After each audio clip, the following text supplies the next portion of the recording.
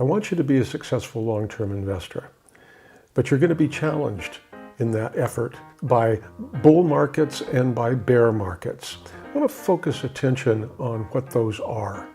A bear market is defined as a market that has declined by at least 20% since the last peak in the market. A bull market is just the reverse. It's a market that has advanced at least 20% from the previous lowest bottom.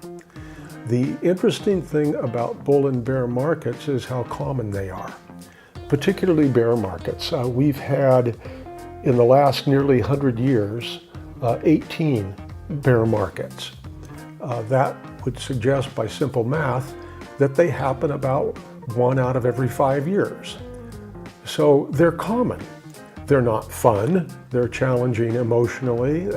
It's difficult to watch markets decline, particularly if it's a long and slow decline. It's very challenging if they last a long time. But the good news is that bear markets typically on average only last about 10 months. They range in severity from minus 21% to minus 81%. Yeah, you heard that right.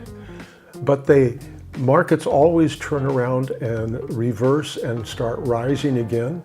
The average bull market lasts about 53 months and ranges anywhere from positive 21% to a high of positive 936%. Nobody talks about market volatility when prices are rising. That's another interesting and ironic fact about this. The financial press, news, bloggers, pundits, they use very emotionally charged terminology when talking about bear markets. You hear about markets crashing and stocks plunging. And interestingly enough, they always report at the end of the trading day, this is the reason why the markets went down. And the fact is, nobody knows. They don't know.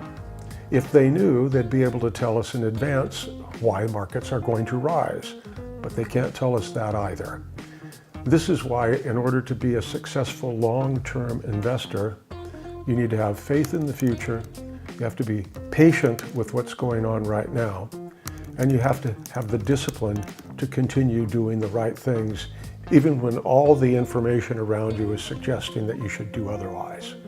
Hope you find this helpful, especially when the next bear market comes along.